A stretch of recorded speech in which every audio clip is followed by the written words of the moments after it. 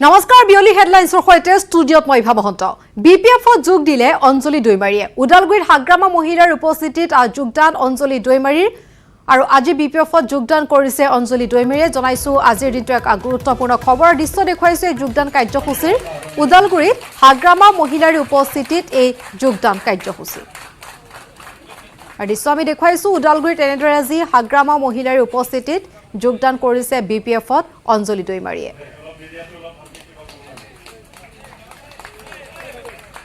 আৰু যোগদান কাৰ্যসূচীৰ দৃশ্য আমি দেখুৱাইছো উদালগুৰিৰ পৰা এই দৃশ্য আমি দেখুৱাইছো বিপিএফত আজি যোগদান কৰিছে এয়া অঞ্জলি দৈমাৰীয়ে কথা দিছো মই আজি বিপিএফত জয়েন কৰিছো মই সত্যৰ ওপৰত বিশ্বাস ৰাখি মই জয়েন কৰিছো আৰু ভৱিষ্যতেও মই যি কথা কম যি কাম কৰিম সত্যৰ ওপৰত বিশ্বাস ৰাখি সত্যৰ ওপৰত থাকি কাম কৰি যাম বুলি আপোনালোকক মই কথা দিছো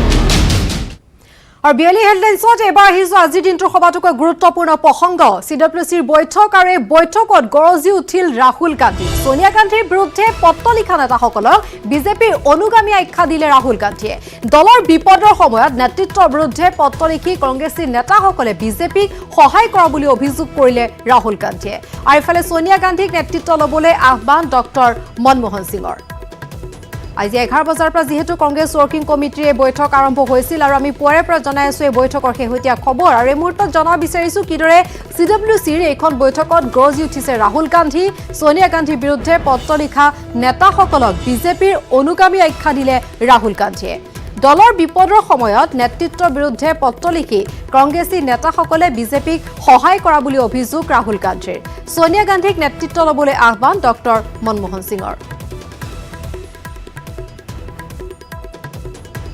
আৰু ইফালে কপিল সিব্বালে ডিলিট কৰিছে নিজৰ টুইট দলৰ মাজত সমালোচনাৰ পাছত টুইট ডিলিট কৰিছে কপিল সিব্বালে ৰাহুল গান্ধীক উভতি ধৰি কপিল সিব্বালে টুইট কৰিছিল 30 বছৰ বিজেপিৰ পক্ষত এটা মন্তব্য কৰা নাই বুলি তেওঁ টুইট কৰিছে কংগ্ৰেছত নেতৃত্বকেন্দ্ৰিক সংঘাত তুংগত নেতৃত্বৰ বিৰুদ্ধে পত্ৰ লিখি বিজেপিক সহায় কৰা বুলি যেহেতু ৰাহুল গান্ধী অভিযোগ উত্থাপন কৰিছিল আৰু এই অভিযোগৰ পাছতে আমি জনাইছো কিদৰে নিজৰ টুইট ডিলিট কৰিছে কপিল সিব্বালে ইয়াৰ পূৰ্বে তেওঁ টুইট কৰিছিল 30 বছৰ বিজেপিৰ পক্ষত এটা মন্তব্য কৰা নাই বুলি তেওঁ টুইট কৰিছিল আৰু কিছু সময় পূৰ্বে নিজৰ টুইটাৰ একাউণ্টৰ পৰা এই মন্তব্য তেওঁ ডিলিট কৰিছে কপিল সিব্বালে যেটো আমি জনাই আছো ৰাহুল গান্ধীয়ে কিদৰে আজি যি ৱৰ্কিং কমিটিৰ বৈঠক অনুষ্ঠিত হৈছিল তাত নেতৃত্বৰ বিৰুদ্ধে পত্ৰ লিখি বিজেপিক সহায় কৰাৰ অভিযোগ উত্থাপন কৰিছিল আৰু সেই অভিযোগৰ পাছত এনেদৰে নিজৰ টুইটাৰ একাউণ্টৰ পৰা এই মন্তব্য ডিলিট কৰিছে কপিল সিব্বালে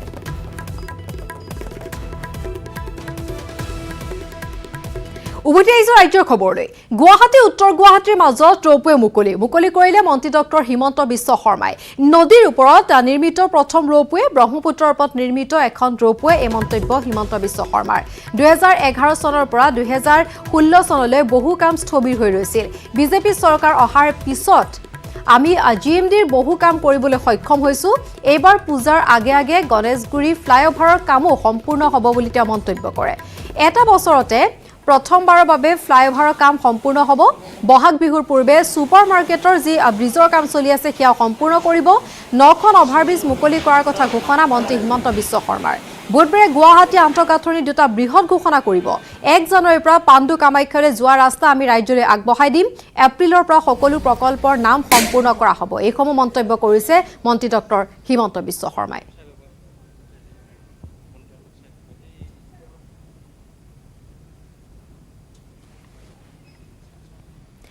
ঐতিহাসিক গুণাসুতিত বঞ্চিত ৰাজ্যৰ উত্তাল প্ৰতিবাদ চৰকাৰী আৱাসগৃহ আবণ্টনৰ নামত ব্যাপক অনিয়ম সংঘটিত হৈছে গুণাসুতিৰ 1,50,000 লোকৰ বিপৰীতে প্ৰধানমন্ত্ৰী আৱাসগৃহৰ বাবে জিঅ' বেগ টেক কৰিছে 1541টা পৰিয়ালৰ যি সকলক আৱাসগৃহ আবণ্টন দিছে তাৰ বহু পৰিয়ালে পূৰ্বে চৰকাৰী আৱাসগৃহ লাভ কৰিছিল বঞ্চিত ৰাইজে হস্তক্ষেপ কামনা কৰিছে ঊৰ্ধ্বতম কৰ্তৃপক্ষৰ আৰু গুণাসুতিৰ পৰা এই সম্পৰ্কত আগবঢ়াইছো সঞ্জীৱ লাহনৰ এক প্ৰতিবেদন ঐতিহাসিক ঘুণাসুতিৰ সাধাৰণ ৰাইজে এটি প্ৰধানমন্ত্ৰীৰ আৱাসগৃহৰ বাবে এতিয়া ৰাজপথলৈ আহিব লগা হৈছে।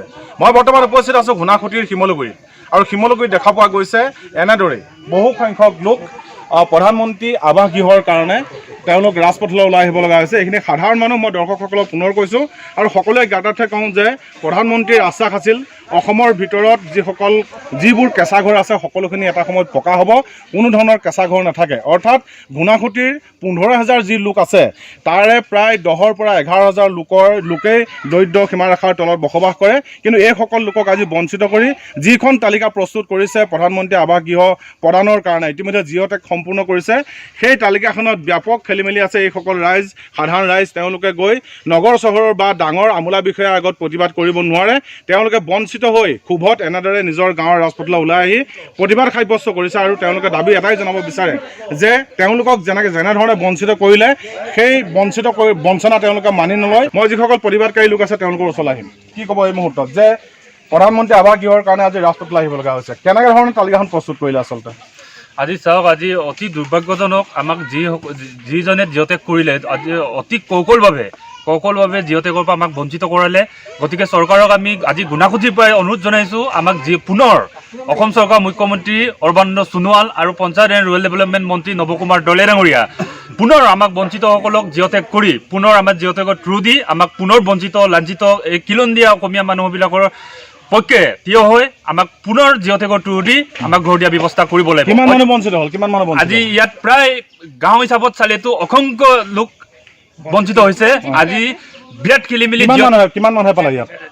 1541টা ইয়াত গুৱাহাটী জিপিত আৰু যথেষ্ট সংখ্যক লোক আছে। মই কথা পতা যত্ন কৰিম। মাত্ৰ 1541 জনক ইয়াত PM প্ৰধানমন্ত্ৰী আৱাসগৃহৰ ঘৰ দিয়া হ'ল। তাৰ বিপৰীতে ঘুনাসুতিত আছে 15,000 লোক। আপুনি ঘৰ পালেনে? নাই পোৱা। মই ব্ৰিটিছৰ দিনতে জন্ম হোৱা, মই 40 চনত এতিয়ালৈকে ঘৰ পোৱা নাই। এতিয়ালৈকে পোৱা নাই? একো এটা পোৱা নাই চৰকাৰৰ সাহায্য। আনহালে কাৰ্ডৰ চাউলো পোৱা নাই, কাৰ্ডো নাই, বিপিএল কাৰ্ডো নাই। কিয় দিয়া নাই আপোনাক? কেনেকৈ ক'ম এতিয়া মই? নেদেখে নেকি আপোনালোকৰ পঞ্চায়ত যিসকল প্ৰতিনিধি আছে তেওঁলোক আহে নে নাহে? দেখিছে নে নাই? আপোনাক গম পায় নে? লগ পোৱা নাই। আপুনি গম পাইছে নে নাই? মই একোৱে পোৱা নাই। আজি সহায়ত নামত কিবা এটা পাম বুলি ভাবি আছো, একোৱে পোৱা নাই। মোৰ ইমানেই দুখ লাগি আছে ন, মোৰ আই বোপাই মোক চাউল নাই, ককাই ভাই চাউল নাই, কোনো চাউলৰ চৰকাৰী মোক চাউল নাই। আপোনালোকে জানিছে মোৰ ইমানেই বিপদ, মোৰ মানুহজনো চাই দি যদি মই দেখুৱাই দিম। হয়, এগৰাকী মহিলা। হয়, আমি কথা পতা যত্ন কৰি আমি আশা কৰিম যে এইসকল মহিলাৰ 3বাৰ ঘৰ ভাঙিছো, মোৰ গৰাখনীয়ে মোৰ ঘৰ লৈ গৈছে। মোৰ ইমানেই দুখ, মানে 3বাৰ ঘৰ লৈ গৈছে। মই দুখতে আছো। মোৰ তেওঁ অৱস্থা, মোৰ পানী খাবলৈ টিউবেল এটা নাই, লেট্ৰিন কৰিবলৈ মোৰ লেট্ৰিন এটা নাই। হয়, আমি কথা পাতিম যে এইসকল যিসকল লোক আছে, এইসকল লোক আছে তেওঁলোকৰ যি দুৰ্দশা, তেওঁলোকৰ যি মৰ্ম বেদনা, অন্ততঃ লখিমপুৰ জিলা উপায়ুক্তজনে অনুধাৱন কৰক আৰু পুনৰ জিঅ'টেকৰ ব্যৱস্থা কৰি এইসকল যিসকল বঞ্চিত লোক আছে তেওঁলোকক যাতে এটি আৱাসগৃহ, যিটো নেকি তেওঁলোকৰ মৌলিক অধিকাৰৰ ভিতৰতে পৰে, সেইটো দিবলৈ ব্যৱস্থা কৰে। গুৱাহাটী প্ৰেছ ক্লাবৰ উদ্যোগত প্লাজমা প্ৰদান কাৰ্যসূচী গুৱাহাটী চিকিৎসা মহাবিদ্যালয় সভা কক্ষত এই অনুষ্ঠান আয়োজন কৰা হৈছে, য'ত স্বাস্থ্যমন্ত্ৰী ডক্টৰ হিমন্ত বিশ্ব শৰ্মাই অংশগ্ৰহণ কৰিছে। 20 গৰাকীকৈ সাংবাদিকে আজি প্লাজমা দান কৰিব। আৰু গুৱাহাটী প্ৰেছ ক্লাবৰ উদ্যোগত এই কাৰ্যসূচী গুৱাহাটী চিকিৎসা মহাবিদ্যালয় সভা কক্ষত আয়োজন কৰা হৈছে এই কাৰ্যসূচীৰ, য'ত মন্ত্ৰী ডক্টৰ হিমন্ত বিশ্ব শৰ্মা উপস্থিত আছে। 20 গৰাকীকৈ সাংবাদিকে আজি দান কৰিব প্লাজমা।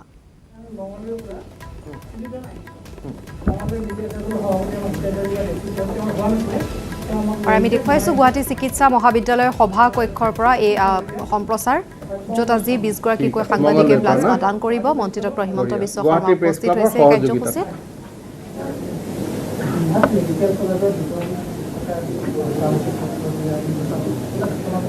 আৰু গুৱাহাটী প্ৰেছ ক্লাবৰ উদ্যোগত এই কাৰ্যসূচী আয়োজন কৰা হৈছে। আমি জনাইছোঁ য'ত 20 গৰাকীকৈ সাংবাদিকে আজি প্লাজমা দান কৰিব। কোনে নামটো কি চাই দিয়কচোন।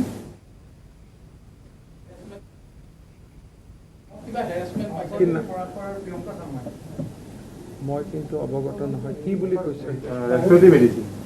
কি হৈছে ডিউটিত কিবা এটা হেৰি হৈছে নেকি? ডিউটি মই নহয়, তাৰমানে তেওঁলোকৰ যেতিয়া মানে ধৰক তেতিয়া মই আপোনাক এটা কথা কৈছোঁ, ডক্টৰ বসন্ত হাজৰিকা আপোনালোকৰ মাজত আছে, বসন্ত হস্পিটেল বসন্ত তেখেতে আমাৰ কোভিড যেতিয়া আমাৰ অসমত আহিছিল মাৰ্চ মাহৰ পৰা আজিলৈকে সদায় কোভিড ৱাৰ্ডত গৈ আছে।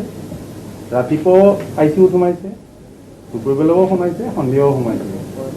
কাৰণ তেওঁৱে আমাৰ ৰেছপিৰেটৰী মেডিচিনৰ একমাত্ৰ নিৰ্ভৰযোগ্য ব্যক্তি। গতিকে তেওঁক আমিতো ব্যৱহাৰ কৰিবই লাগিব। গতিকে মই যিখিনি জানো শংকৰজনী পৰাশৰ তেওঁ হয়তো ৰিপিটেড ডিউটি কৰিব লগা হৈছিল, সেইকাৰণে তেওঁ অব্যাহতি লৈছে। কিন্তু এইখিনি সময়ত আমাৰ যুঁজাৰ সময় নহয়, সেই সময়ত তেওঁ কি কাৰণত অব্যাহতি দিছে নাজানাকৈ মই আকৌ কমেণ্ট নকৰোঁ। কিন্তু মই আপোনালোকৰ সন্মুখত তেখেতক মই দাঙি ধৰিছোঁ এইটোৱে যে কৰোণা যুদ্ধৰ প্ৰথম দিনাখনৰ পৰা আজিলৈকে অবিৰতভাৱে দিনে নিশাই যেতিয়াই বিচাৰিছোঁ যি সময়তে ICUত কিবা প্ৰব্লেম হৈছে তেওঁ ভিতৰত সোমাইছে, তেওঁ চিকিৎসা কৰি আছে। পেইং কেবিনত কাৰোবাৰ অসুবিধা হৈছে তেওঁক আমি লগে লগে কৈছোঁ যে প্ৰথমতে এনেকুৱা হৈছে, লগে লগে কৈছে। গতিকে তেনেকুৱা মনোভাৱ লৈহে আমি যুদ্ধত জয় হ'ব পাৰিম। চিম্পুল কথাটো হ'ল যে কোনোবা চিকিৎসকে এই মুহূৰ্তত যদি ৰিজাইন দিয়ে বা ডিউটিৰ পৰা আঁতৰি লয়, ভাৰত আৰু চীনা যুদ্ধৰ সময়ত সেনাবাহিনীৰ কোনোবা জোৱানে যদি কষ্ট হৈছে বুলি যুদ্ধক্ষেত্ৰ এৰি গুচি যায়, এইটো কম্পেয়াৰ তেনেকুৱাই হ'ব। গতিকে এইটো ক্ষেত্ৰত মই ভাবোঁ যে তেওঁলোকক আমি নায়ক কৰিব নালাগে। আৰ্মিত যেতিয়া কোনোবা মানুহে যুদ্ধক্ষেত্ৰ এৰি পলায়, তেতিয়া আৰ্মিয়ে কেতিয়াও তেওঁলোকক আৰু হিৰো ৱৰশ্বিপ নকৰে। আগত লাগিলে তেওঁলোকৰ কণ্ট্ৰিবিউশ্যন যিমানেই নহওক কিয়। চিকিৎসকসকলৰ কাৰণে এইটো এটা বহুত সোণালী সুযোগ যে সমাজৰ পৰা আমি যিমান ঋণ লৈছিলোঁ গোটেইখিনি উভতাই দিয়া। আৰু বহুত চিকিৎসকে এই সময়টো ব্যৱহাৰ কৰিছে যে আমাৰ ওপৰত যিমান ঋণ আছিল সমাজৰ আমি উভতাই দিম। গতিকে এইটো এটা স্বাভাৱিক যে কোনোবা জেগাত হয়তো এজন দুজন মানুহক ৱাৰ্ডত যাব দিলে অলপ দিগদাৰ পায় যে আমি ৱাৰ্ডৰ ভিতৰত নাযাওঁ বা ৱাৰ্ডৰ ভিতৰত ডিউটি নকৰোঁ। ইভেন আমাৰ গুৱাহাটী মেডিকেল কলেজতো এটা আৰম্ভ হৈছিল যে আমি ভিডিঅ' ফোনত চাই ট্ৰিটমেণ্ট কৰিম। কিন্তু সেইবিলাক বস্তু লাহে লাহে নোহোৱা হ'ল, কাৰণ এতিয়া ইমান ক্ৰিটিকেল পেচেণ্ট, আপুনি পেচেণ্টৰ ওচৰত নগ'লে কেনেকৈ কাম হ'ব। এতিয়া আৰু এটা নতুন কমপ্লেইন আহি আছে, নন ক'ভিড যিবিলাক পেচেণ্ট আমাৰ নাৰ্ছিং হোমবিলাকত গ'লে কয় যে টেষ্ট ৰিপৰ্ট লৈ আহক। দুদিনৰ পুৰণা টেষ্ট ৰিপৰ্ট হ'লে নকৰে কাম। আৰু তেওঁলোক এইটো আৰু এটা ডাঙৰ মানৱীয় সমস্যা হৈ আছে যে ক'ভিডৰ লগত যুঁজি থাকোঁতে নন ক'ভিড পেচেণ্টবিলাকেও বহুত বেছি চাফাৰ কৰিছে। হাৰ্ট এটেক হৈ গ'লে মানুহজনক আপুনি ট্ৰিটমেণ্ট কৰাৰ সময়ত আপুনি ক'ৰ পৰা এখন চাৰ্টিফিকেট লৈ আহিব। সেইকাৰণে এতিয়া গভৰ্ণমেণ্টে এখন ৰেগুলেশ্যন বনাব চেষ্টা কৰি আছে যে নন ক'ভিড ডিউটিটো নন ক'ভিড পেচেণ্টবিলাককো PPE কিট পিন্ধি আপোনালোকে ট্ৰিটমেণ্ট কৰিব লাগিব অহাৰ লগে লগে, ৰিপৰ্টটো নহালৈকে। গতিকে মই ভাবোঁ যে ফাৰ্ষ্ট উইকত এই ৰেগুলেশ্যনখনো ওলাই যাব যে কোনোবা ডক্টৰে যদি ক'ভিডৰ কাগজ নাই বুলি ট্ৰিটমেণ্ট নকৰে, তেওঁৰ ওপৰত আমি এথিকেল কুৱেশ্যন আমি আনিম। তেওঁ ক'ব পাৰে যে মই PPE কিট পিন্ধি ট্ৰিটমেণ্ট কৰিম, সেইটোত আমি নকওঁ, কাৰণ নিজৰ প্ৰটেকশ্যনটোতো সৰ্বোচ্চ। সেইকাৰণে মই ভাবি আছিলোঁ যে যদি ছেপ্টেম্বৰ অক্টোবৰত ভেকচিনটো ওলাই যায় তেতিয়াহ'লে ডক্টৰসকলকে আমি প্ৰথম দিম, তেতিয়া আমাৰ ইছ্যু ইমান নাথাকে। কিন্তু যদি সেইটো নহয়, গভৰ্ণমেণ্টে এখন ৰেগুলেশ্যন আনিব যে টেষ্ট ৰিপৰ্ট নাই বুলি মানুহক ট্ৰিটমেণ্ট নকৰাকৈ ৰাখিব নোৱাৰে। কাৰণ এটা যদি নিউৰলজিকেল এক্সিডেণ্ট হয় 2 hours is the golden hours. 2 ঘণ্টাৰ পিছত তাক যিমানে বেজি দিয়ক মানুহজন নাবাচে। সেইকাৰণে এই মানৱীয় সমস্যাবোৰ হৈ আছে। তিনিচুকীয়াত হৈছে, শিলচৰত অত্যন্ত বেছিকৈ হৈছে। কিন্তু আপোনালোকে আজি গুৱাহাটী মেডিকেলত গৈ চাব যে 1900 পেচেণ্ট আমাৰ ইয়াত আছে নন ক'ভিড, 700-600 ক'ভিড, বাকী 1300-1400 নন ক'ভিড। কালি আমাৰ ক'ভিড ৱাৰ্ডত নিউৰ' চাৰ্জাৰী অপাৰেশ্যন হৈছে। তেখেতো তিনিচুকীয়াৰ পৰা আহিছিল মহিলাগৰাকী, তেওঁৰ নিউৰ' চাৰ্জাৰী অপাৰেশ্যন হৈছে। আমাৰ ডক্টৰসকলে PPE কিট পিন্ধি কৰিছে। 100 ডেলিভাৰী অকল ক'ভিড পজিটিভ পেচেণ্টৰ কৰিছে, ইনক্লুডিং চিজাৰিন। সেইকাৰণে কিন্তু যি দুজন ডক্টৰে ৰিজাইন দিয়া বুলি কৈছে, মই কথা পাতি ল'ম, কি আছে মই সুধি ল'ম।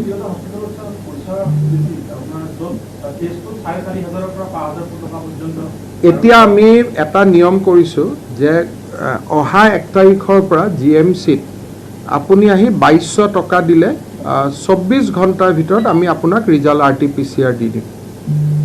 যে কোনো আৰু প্ৰাইভেটত যাব নালাগে, আপুনি আহি ইয়াতে টেষ্ট দিয়ক, সেইটো মেচিন আমি বেলেগ কৰি ৰাখিছোঁ, 2200 টকা দিয়ক, 24 ঘণ্টাৰ ভিতৰত আপোনাক আমি টেষ্ট ৰিজাল্ট দি দিম।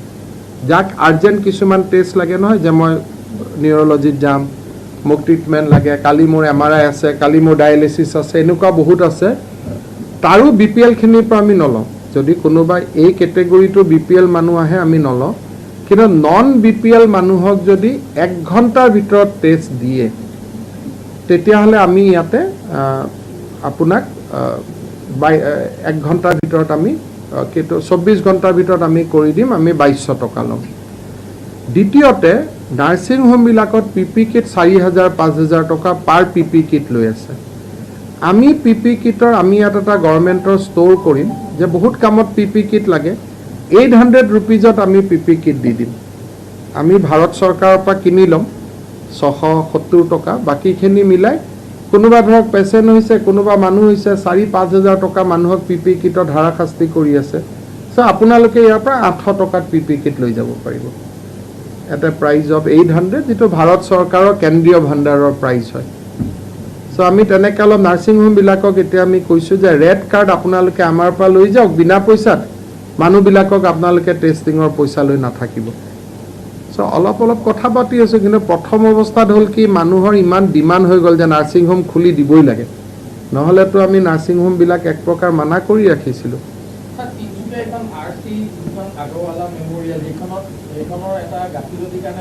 মই জানো সেইটো খুব দুখ লগা পোষ্ট এটা আহিছিলে, সেইটো মই পঢ়িছোঁ, সেইটো কাৰণে এইটো সিদ্ধান্ত লৈছোঁ যে 1 তাৰিখে আমি এটা ৰেগুলেশ্যন আনিম যে কোনো পেচেণ্টক নাৰ্ছিং হোমে না ক'ব নোৱাৰিব, লাগিলে PP কিট পিন্ধি পৰীক্ষা কৰক, মানে কাৰ্ড নাই বুলি, টেষ্ট ৰিপৰ্ট নাই বুলি তেওঁলোকে না ক'ব নোৱাৰিব। আৰু আমি মেডিকেলতো হাক দিছোঁ যে আপোনালোকে এইটো নকৰিব, 15 মিনিটৰ ৰেপিড টেষ্ট এটা কৰি লওক, 80%টো তাত ধৰাত পৰিবই।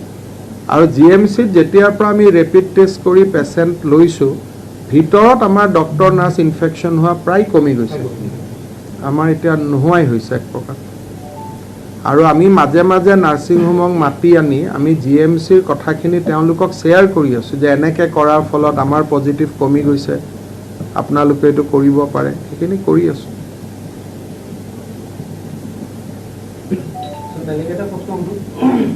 তৰুণ গগৈ ডাঙৰীয়াই এটা কথা কৈছিলে যে বিজেপি দল এবাৰ মুখ্যমন্ত্ৰী পদৰ প্ৰাৰ্থী ৰঞ্জন গগৈ ডাঙৰীয়া, এই ক্ষেত্ৰত চব ৰঞ্জন গগৈ ডাঙৰীয়া উচ্চতম ন্যায়ালয়ৰ মুখ্য ন্যায়াধীশ হৈ তেখেতে কামৰ পৰা অব্যাহতি লৈছে, আৰু তেওঁ ৰাজ্যসভাৰ সাংসদ, প্ৰেচিডেণ্ট নমিনেটেড, তেওঁ কোনো ৰাজনৈতিক দলৰ সদস্য নহয়।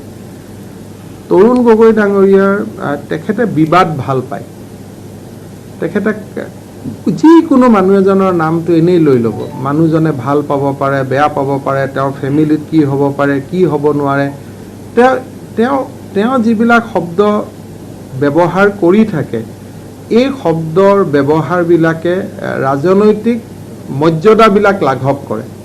ৰঞ্জন গগৈ এজন প্ৰেচিডেঞ্চিয়েল নমিনী, তেওঁতো বিজেপি দলৰ সদস্য নহয়, তেওঁক বিজেপিৰ লগত জড়িত কৰি আউট অফ কণ্টেক্ট কাজিয়া লাগি আছে। আৰু আমি দেখুৱাইছোঁ গুৱাহাটী যিহেতু আজি প্ৰেছ ক্লাবৰ উদ্যোগৰ প্লাজমা দান কাৰ্যসূচী আয়োজন কৰা হৈছে, আৰু সেই অনুষ্ঠানৰ পোনপটীয়া সম্প্ৰচাৰ আমি দেখুৱাইছোঁ গুৱাহাটী চিকিৎসা মহাবিদ্যালয় সভা কক্ষৰ পৰাই পোনপটীয়া সম্প্ৰচাৰ, য'ত মন্ত্ৰী ডক্টৰ হিমন্ত বিশ্ব শৰ্মা উপস্থিত হৈছে আৰু ৰাজ্যৰ শেহতীয়া স্বাস্থ্য খণ্ডক লৈ বহুকেইটা তেওঁ সাংবাদিকৰ সোধা প্ৰশ্ন উত্তৰ দিছে। আৰু লগতে যিহেতু ৰাজনীতিৰ প্ৰসংগেও স্থান লাভ কৰিছে এই কাৰ্যসূচীত, আমি পৰৱৰ্তী সময়তো এই পোনপটীয়া সম্প্ৰচাৰ অব্যাহত ৰাখিম।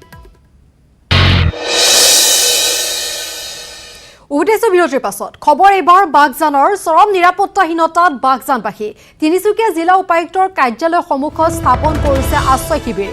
তেলখাৰৰ জুই শীঘ্ৰে নিৰ্বাপনৰ দাবী, পূৰ্বৰ দাবী আৰু প্ৰতিশ্ৰুতি পূৰণৰ দাবী উত্থাপন কৰিছে বাগজানবাসীয়ে।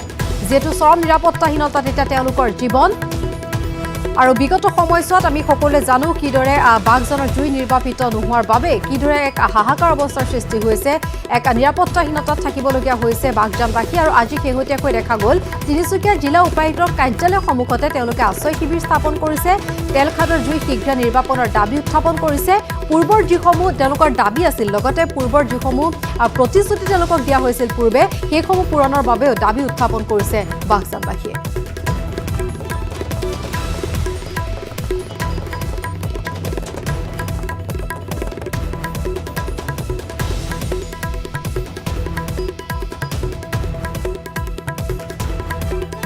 আৰু বাৰে বাৰে যিহেতু জুই নিৰ্বাপনৰ যি প্ৰচেষ্টা চলোৱা হৈছে তাত যিহেতু সফল হোৱা নাই এতিয়ালৈকে যাৰ পৰিপ্ৰেক্ষিতত আচলতে এক অনিশ্চয়তাত সোমাই পৰিছে এই সমগ্ৰ প্ৰসংগ আৰু অনিশ্চয়তাত সোমাই পৰিছে এতিয়া বাঘজানবাসীৰ জীৱন যাৰ পৰিপ্ৰেক্ষিতত আজিৰ দিনটোত দেখা পোৱা গ'ল বিগত সময়ছোৱাতো যিহেতু তেওঁলোকে প্ৰতিবাদী কাৰ্যসূচী হাতত লৈছে দাবী উত্থাপন কৰিছে কিন্তু তেওঁলোকৰ দাবী যিহেতু মানি লোৱা নাই বা তেওঁলোকক যি প্ৰতিশ্ৰুতি প্ৰদান কৰা হৈছিল সেইমতে যিহেতু তেওঁলোকে সুবিধা লাভ কৰা নাই সেই প্ৰতিশ্ৰুতি অইল কৰ্তৃপক্ষ হওক বা অসম চৰকাৰৰ ফালৰ পৰা যিহেতু এতিয়ালৈকে সেই প্ৰতিশ্ৰুতি পূৰণ কৰা নাই যাৰ পৰিপ্ৰেক্ষিতত আজি দেখা পোৱা গৈছে এই সকলোবিলাক দাবী উত্থাপন কৰি বাঘজানবাসীয়ে প্ৰতিবাদী কাৰ্যসূচী পুনৰ তেওঁলোকে হাতত লৈছে তিনিচুকীয়াৰ জিলা উপায়ুক্তৰ কাৰ্যালয়ৰ সন্মুখতে তেওঁলোকে আশ্ৰয় শিবিৰ স্থাপন কৰি প্ৰতিবাদ কৰিছে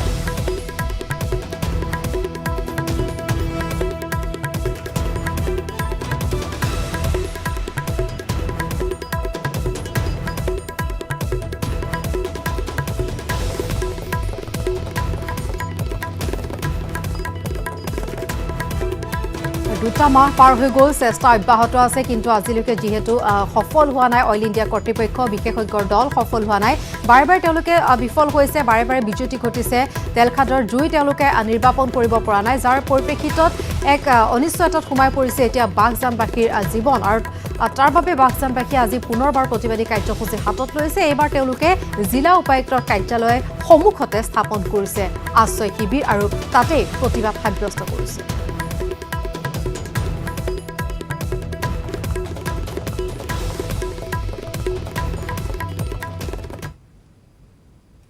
পৰৱৰ্তী খবৰ জিএমচিএছৰ অধ্যক্ষ অতুল বড়োক দায়িত্বৰ পৰা অপসাৰণ কৰা হৈছে জিএমচিএছৰ অধ্যাপক ৰত্নকান্ত তালুকদাৰক জিএমচিএছৰ অধ্যক্ষ হিচাপে নিযুক্তি দিয়া হৈছে অধ্যক্ষৰ অপসাৰণক লৈ জিএমচিএছৰ তীব্ৰ প্ৰতিক্ৰিয়া চাকৰিৰ পৰা পদত্যাগ কৰিছে দুগৰাকীকৈ জ্যেষ্ঠ চিকিৎসকে জিএমচিএছৰ সহকাৰী অধ্যাপক শংকৰজ্যোতি পৰাশৰ আৰু প্ৰিয়ংকা চাংমা ইতিমধ্যে পদত্যাগ পত্ৰ জিএমচিএছ কৰ্তৃপক্ষক প্ৰদান কৰিছে আনহাতে বদলিৰ প্ৰস্তুতি চলিছে কোভিডৰ দায়িত্বত থকা যোৰহাটৰ অতিৰিক্ত উপায়ুক্ত বিপুল দাসক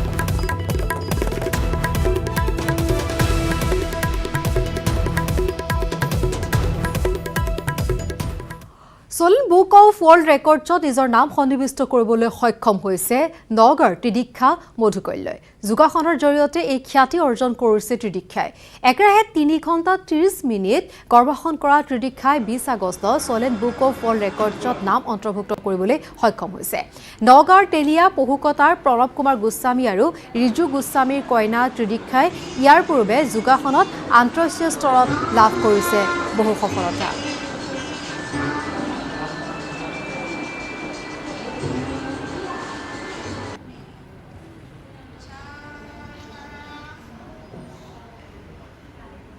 খবৰ ৰাজনীতিৰ 2021 নিৰ্বাচনত কংগ্ৰেছৰ সৈতে মিত্ৰতা কৰা এআইডিএফে বিচাৰিছে 30খন আসন মিত্ৰতাৰ প্ৰথম চৰ্ত হিচাপে কংগ্ৰেছক 30খন আসন এৰি দিবলৈ দাবী জনাইছে বদৰুদ্দিন আজমলৰ দলটোৱে বিৰোধীক ৰুধিবলৈ কংগ্ৰেছে এআইডিএফৰ শৰণাপন্ন হোৱাৰ সুযোগ লৈ এআইডিএফে আৰম্ভ কৰিছে এতিয়া দৰদাম আৰু ইয়াকে লৈ একাংশ কংগ্ৰেছীৰ মাজত আৰম্ভ হৈছে অসন্তুষ্ট কংগ্ৰেছী নেতাসকলে মিত্ৰতা বিচৰা নাই এআইডিএফৰ সৈতে জানিব পৰা মতে মিত্ৰতাৰ বিৰুদ্ধে দলমত গঠন কৰিবলৈ শীঘ্ৰে একগোট হ'ব অসন্তুষ্ট নেতাসকল আৰু ইফালে আসন বুজাবুজিৰ প্ৰসংগত সেই সিদ্ধান্ত হাই কমাণ্ডে ল'ব বুলি স্পষ্ট কৰি দিছে বিৰোধী দলপতি দেৱব্ৰত শইকীয়াই